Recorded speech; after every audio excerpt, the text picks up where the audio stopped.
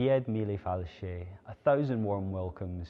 Father Andrew Marshall here, speaking to you from the Adoratio Foundation in a 5th video as part of a 6-part series where I will then describe for you my journey into the seminary and the steps that I took to get to priesthood, which was not a clear linear path. It was a long, winding, tortuous path that took a very long time to complete in the midst of very much confusion.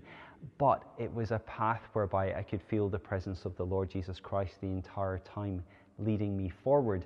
Why was it so complicated? Well, I initially entered the seminary in the year 2010, beginning my studies at the Pontifical Scots College in Rome, where I then studied philosophy. And after a period of 2 years, I discerned that I was called to a missionary way of life.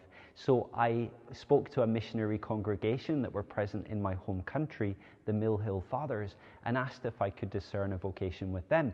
They sent me immediately to Uganda, where I worked in a parish as well as teaching English in a philosophy institute.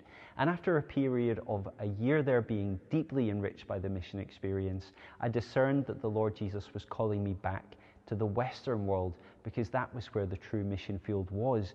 And I might have to work in the capacity again of a diocesan priest, but to make every parish experience a missionary one in nature.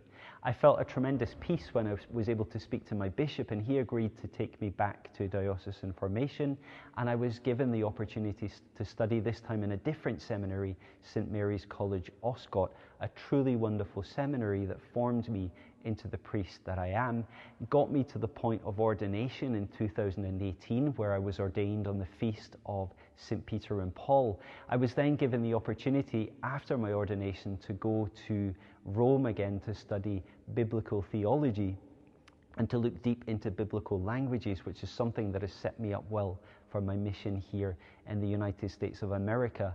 It wasn't an easy ride. There were periods of confusion, periods of anxiety where I had expectations from other people to keep going in one direction, but the Lord was pulling me another. I got to a crossroads not knowing quite which way to turn, and I felt a tremendous fear that perhaps when I went one way, it would be the wrong way. But the one constant presence that was there all the way through my journey towards the priesthood was the voice of the Lord Jesus Christ calling me forward, the confidence that I would get to priesthood, and the foresight was always there of how I would be ministering as a priest, which made it already tangibly present to me wherever I was.